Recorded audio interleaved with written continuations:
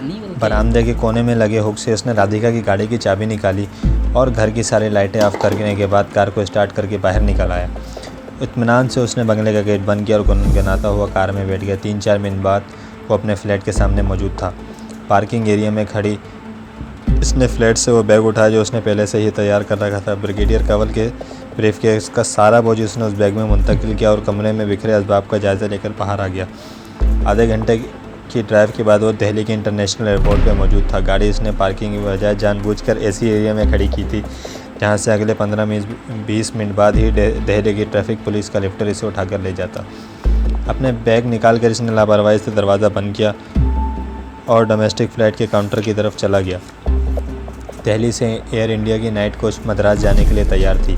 अगर उसके पास first class का टिकट ना होता तो शायद इसे सिक्योरिटी वाले लाउंज में ही ना घुसने देते। सर, ये आपका बोर्डिंग कार्ड। टिकट काउंटर पर खड़ी होस्टेस ने से कार्ड दबाया। Thank you. प्रदीप ने अपने पीछे नज़र डाली जहां बमुश्किल इकानमी क्लास की कतार में 3-4 मुसाफिर चांस लेने के लिए खड़े थे। Baggage sir? No only me. इसने मुस्कुराते हुए लड़की की तरफ देखा। You are welcome sir. मेज़बान खातून ने मुस्बत जवाब दिया। प्रदीप इसे खुदाफिज कहकर आगे बढ़ गया। फर्स्ट क्लास के मुसाफिरों की बस में सवार होने वाला वो आखिरी मुसाफिर था। उसके जहाज़ में बैठने के बामुश्किल 15 मिनट बाद ही जहाज़ टेक ऑफ कर गया। रात एक पहर बीत चुकी थी जब वो चेन्नई के हवाई एयरपोर्ट पर उतरा, जहां इंटरनेशनल फ़्लाइट्स की आमद का वक्त होने की वजह से मुसाफिर लाउंज से खचाखच भरा हुआ था। लाउंज के बाहर बरामदे में आकर इसने फिर इंडियन एयरलाइन के काउंटर की तरफ बढ़ना शुरू किया, जहां लखनऊ के लिए किसी लेट फ़्लाइट का इंतज़ार हो रहा था। ये फ़्लाइट जिसे शाम 6 बजे रवाना होना था अब रात के 2 बजे जा रही थी। चल लम्हे रुक कर उसने कुछ सोचा, फिर दिल ही दिल में इरादा करने के बाद किस्मत आजमाई के लिए काउंटर की तरफ चल दिया। फर्स्ट क्लास का एक टिकट चाहिए। इसने सांवले रंग तीखे नकोश वाली लड़की की तरफ मुस्कुरा कर कहा, जिसकी आंखों में नींद उतरने लगी थी। यस सर, बेफिक्र रहिए, आधा जहाज़ खाली है। उसने प्रदीप की शख्सियत से मुतासिर होकर कहा। ओके। टिकट लेकर वो करीबन भागता हुआ दोबारा लाउंज में दाखिल हुआ, जहां लखनऊ के जहाज़ का मुसाफिर जानकारी से ज़बरदस्त प्रोटोकॉल दिया गया, चूँकि उसने सफ़र भी फ़र्स्ट क्लास से करना था। लखनऊ के हवाई अड्डे पर उतरने तक उसकी नींद पूरी हो चुकी थी। हवाई अड्डे से इसने एक पीसीओ से लंदन के लिए कार मिलाई, जहां दूसरी तरफ से लाइन मिलने पर अपने किसी अंकल को बताया कि वो लखनऊ पहुंच चुका है, जहां खाला अम्मा से मुलाकात के बाद जल्दी घर वापस जाना होगा। दूसरी तरफ सामान की खबर पर इसने हाँ में जवाब दिया, उसे वंडरफुल कहकर सिलसिला मुनक़ता कर दिया गया। अब उसे किसी भी होटल में कमरा लेकर होटल का नाम और कमरे का नंबर बताना था। ये मरहला भी अगले आधे घंटे में तय हो गया। सुबह होने के बाद वो अपने कमरे में लंबी तान कर सो गया। होटल मेरिट इस शहर का शायद बेहतरीन होटल था। ठाकुर अमर सिंह के नाम से इसने यहाँ क़याम किया और सिवाय अभी इसे सोए अभी बमुश्किल 1 घंटा ही हुआ था जब सराहने रखे टेलीफोन की घंटी बजी। 3 में डूबी आवाज़ में इसने हेलो कहा। दूसरी तरफ वही लंदन वाले अंकल मौजूद थे। मुझे इल्म है तुम बेआराम हो रहे होगे, लेकिन मुतमईन रहो, दोपहर 12 बजे तक सोते रहो। उसके बाद रणवीर सिंह तुम्हारे पास पहुंच जाएगा, उसे सामान दे देना। दूसरी तरफ से माजरत के बाद बात कहा गया। राइट अंकल, इसने कहा और फ़ोन रख दिया। आमद के 1 घंटे बाद ही जब इसके लिए लंदन से कॉल आई तो होटल इंतज़ामिया ने इसे फ़ौरन ही वीआईपी समझ लिया। नींद उसे अब कहाँ आनी थी। थोड़ी देर करवटें बदलने के बाद उसने बाथरूम का रुख किया और तैयार होने के बाद जब होटल के डाइनिंग हॉल में नाश्ते के लिए गया तो यहाँ खासी रौनक लगी हुई थी।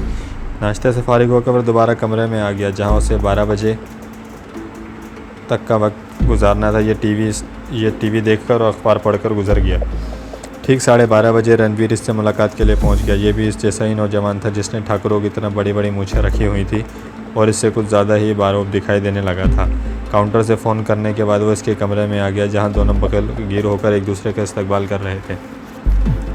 अल्हम्दुलिल्लाह पहले ही मरहले पे कामयाबी नसीब हुई है। उसने अपने बैग से फ़ाइल और लिफाफा निकाल कर रणवीर सिंह की तरफ बढ़ा दिया। मुबारक हो दोस्त। रणवीर सिंह ने फ़ाइल अपने हाथ में पकड़े ब्रीफ केस में देखे बगैर बंद कर ली। प्रदीप के साथ चाय पीने के बाद वो जिस तरह आया था इसी तरह इत्मीनान से चला गया।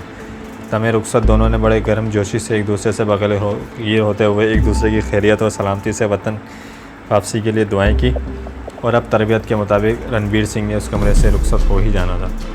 ब्रिगेडियर कंवल की जब आँख खुली तो इसे अपने जिस्म में अजीब से दर्द का एहसास हुआ, जैसे उसका जिस्म रूठ रहा हो।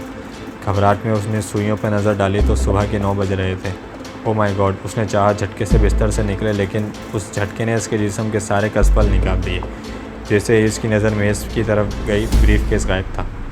ब्रिगेडियर कंवल चकरा कर रह गया। नंगे पाँव करीबन भागता हुआ कमरे से बाहर आया, जहां लाबी में रखे फ़ोन का चोंगा ज़मीन पर धरा था। उसके 14 तबक रोशन हो गए।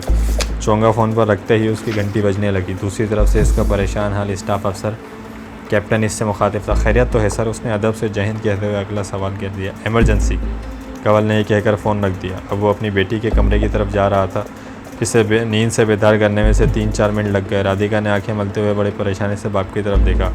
वो हरामखोर पाक स्पाई था, ब्रिगेडियर कंवल ने कहा और उसके मुंह से मुगल्लिजात का तूफान उमड़ आया। राधिका को अपने बाप की बात पर अभी तक यकीन नहीं आ रहा था। वो करीबन भागते हुए गेस्ट रूम की तरफ गई, जहाँ प्रदीप का नामो निशान तक दिखाई नहीं दे रहा था। उसी असना में उसकी माँ भी आंखें मलती हुई बाहर निकल आई। अब तीनों मिलकर प्रदीप को गालियाँ दे रहे थे। इस दौरान ब्रिगेडियर कंवल का स्टाफ ऑफिसर इमरजेंसी स्क्वाड के साथ वहां पहुंच चुका था। इन लोगों ने चंद ही मिनट में ब्रिगेडियर कंवल का सारा बंगला प्रदीप की तलाश के लिए उधेड़ कर रख दिया था। थोड़ी देर बाद ब्रिगेडियर कंवल ने अपने ब्रिगेड के इंटेलिजेंस यूनिट को भी घर पर तलब कर लिया।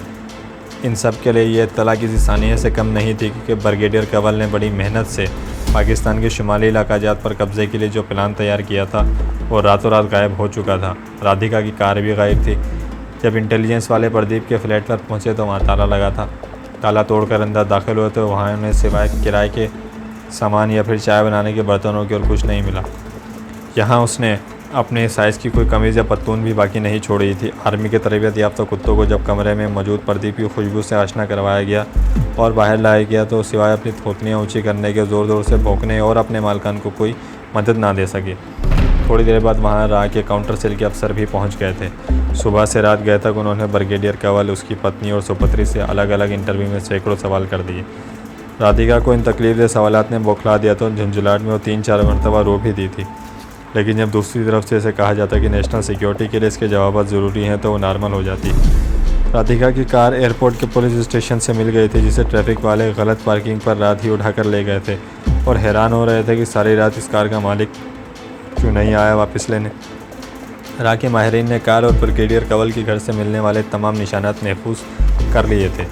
अगले रोज़ जब इनके मास्टर कंप्यूटर ने बताया कि प्रदीप खन्ना इससे पहले गुरजीत सिंह वाले केस में भी प्रमोद महाजन के नाम से वारदात कर चुका है तो इनका माथा ठनका। इसे ढूंढो, आई वांट हिम, जैसे भी मुमकिन हो। राह के ज्वाइंट डायरेक्टर ने अपने मातहतों को फाड़ खाने वाले लहजे में कहा और सबके सब तिल मिलाए हुए बाहर आकर सोचने लगे कि इस छलावे को आखिर ढूंढे कहाँ। दोस्तों, आज के लिए इतना ही। मज़ीद दिलचस्प वाक़यात और इस कहानी से रिलेटेड और मालूमात हासिल करने के लिए हमारे चैनल को सब्सक्राइब कीजिए और साथ ही मौजूद बेल आइकन पर ज़रूर क्लिक कीजिए ताकि आने वाले वीडियोस के मुतालिक आपको इत्तलात पहुंचती रहें। और कमेंट सेक्शन में जाके कमेंट ज़रूर कीजिएगा कि हमारे वीडियोस आपको कैसी लगी। अल्लाह हाफ़िज़।